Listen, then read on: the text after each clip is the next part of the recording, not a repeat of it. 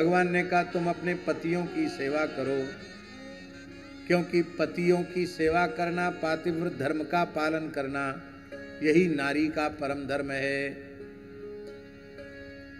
जुगुप्सितम च सर्वत्र औपपत्यम कुलस्त्रियः। दूसरे पुरुष के प्रति प्रतिभाव करना ये धर्म शास्त्र के अनुसार अत्यंत निंदित है। तुम अपने अपने पतियों की सेवा करो।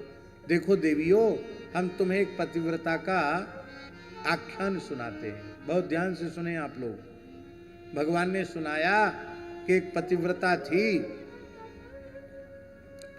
उसका पति भोजन करके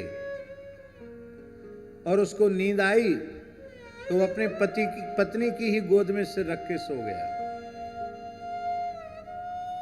उसी समय उस पतिव्रता का छोटा सा बालक जो अभी चलना नहीं जानता था, घुटुरन खिसकता हुआ धधकते हुए अग्नि के कुंड में जाकर गिर गया।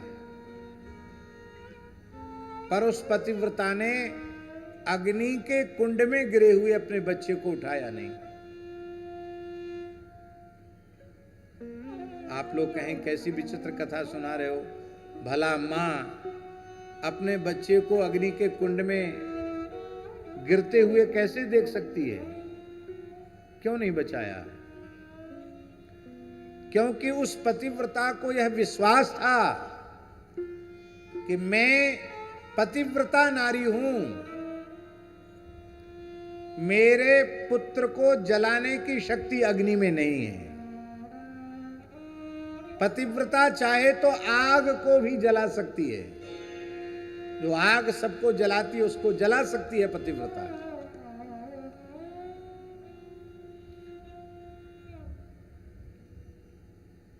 पतिव्रता ने कह दिया कि आज के बाद सूर्योदय नहीं होगा। पद्म पुराण की कथा है। सुदीर्घा का पति था,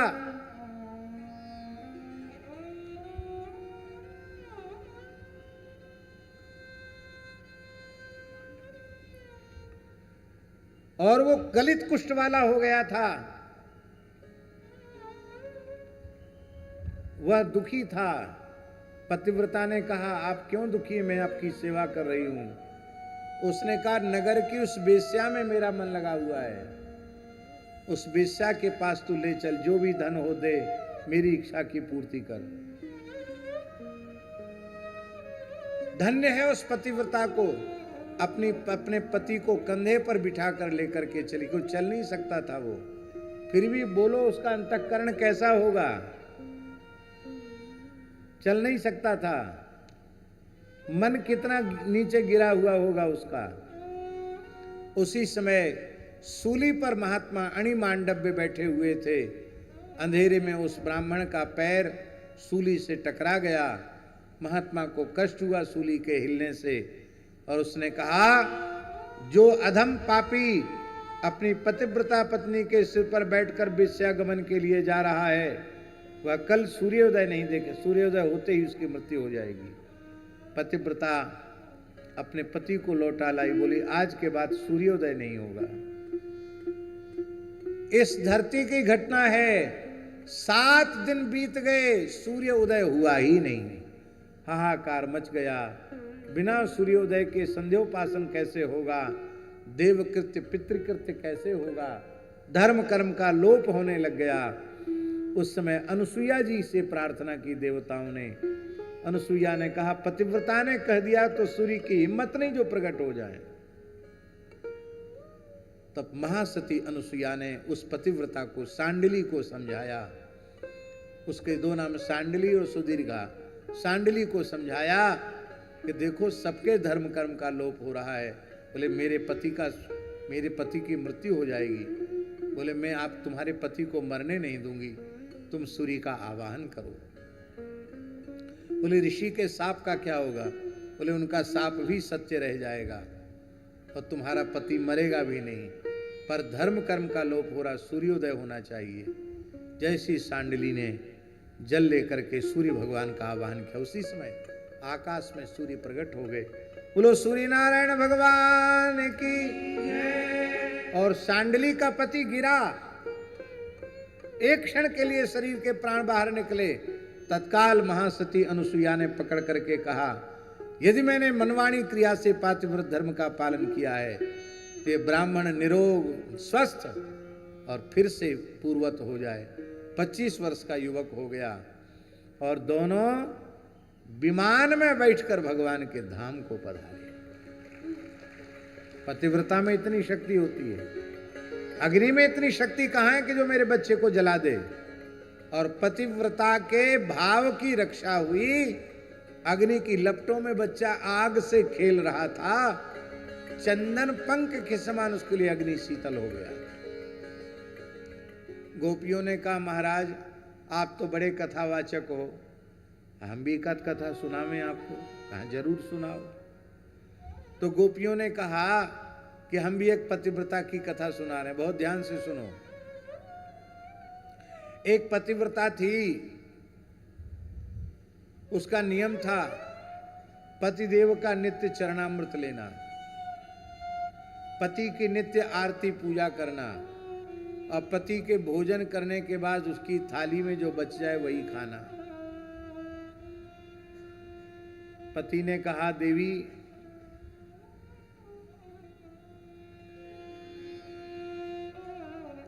धन कमाने के लिए हमको परदेश जाना पड़ेगा, अनुमति दो। बोले आपको रोक कौन सकता है, आप जाइए, लेकिन हमारे नियम का कैसे होगा। पति ने कहा नियम की रक्षा हो जाएगी, मैं अपनी मिट्टी की मूर्ति बनवा करके तुमको दे देता हूं, उसी की आरती पूजा कर लिया करना, उसी को भोग लगा लिया करना। बोला ठीक है। बढ़िया सुंदर मिट्टी की मूर्ति बना के दे दिया और उसी का प्रेम से वो पूजा करती, भोजन कर लेती। पति परदेश गया था तो जल्दी समय तो मिलता नहीं परदेश वालों को। 4-6 साल में पति आया।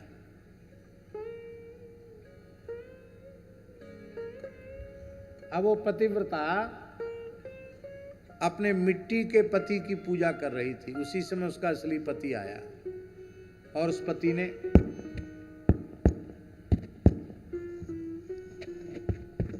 ठक ठक किया, आवाज लगाई, देवी किवाड़ खोलो मैं आ गया हूं।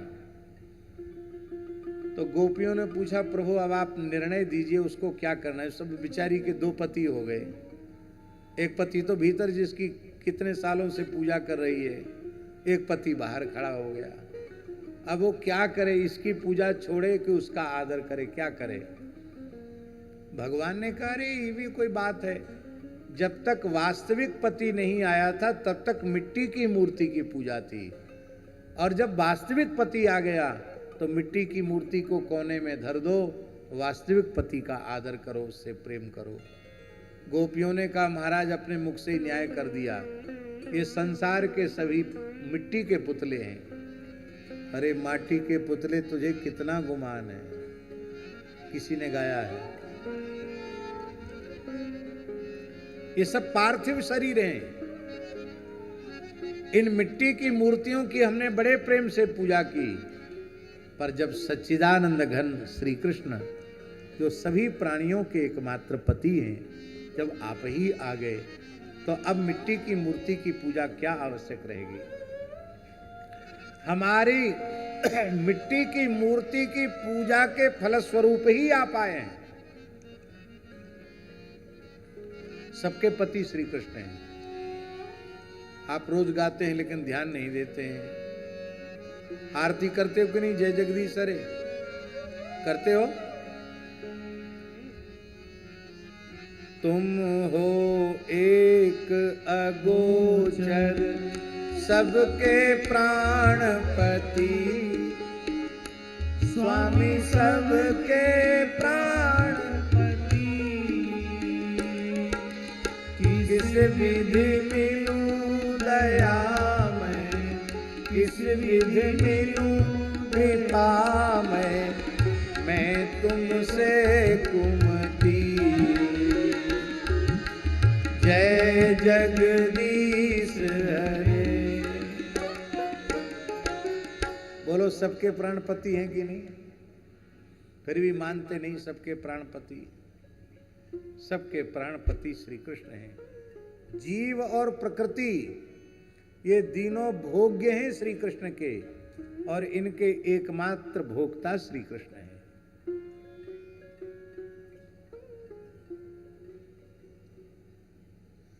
श्री मीराबाई वृंदावन आई, संतों का दर्शन करती थी,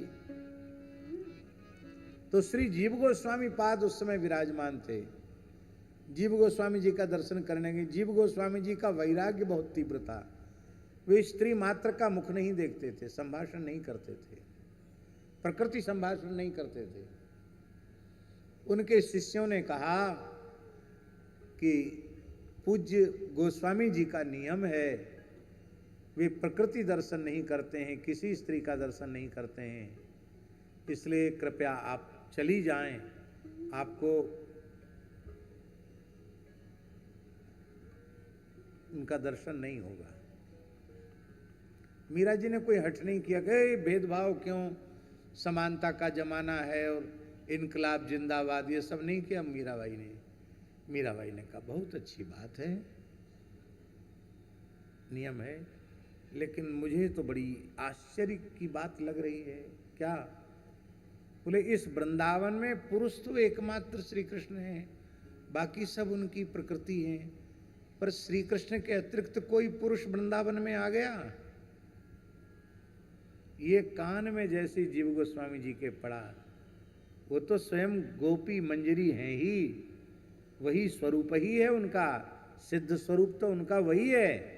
जीव गोस्वामी जी कुटिया से बाहर निकल कर आए, बोले मीरा तुम्हारी जैसी भक्ताओं से मिलने में हमारे नियम का, व्रत का उल्लंघन नहीं है। मीरा जी का आदर किया। भगवान ही एकमात्र सबके पति हैं। नारायण शब्द का अर्थ क्या है? नार माने जीव समूह और प्रकृति, उसके एकमात्र आश्रयदाता उसको नारायण कहते हैं। जो सबका आश्रयदाता है, जो सबका पति है, वो परमात्मा है, वो नारायण। आपने अपने मुख से न्याय कर दिया। श्री सीताराम प्रतिदिन सत्संग एवं दर्शन के लिए श्री महाराज जी के ऑफिशियल चैनल को जरूर सब्सक्राइब करें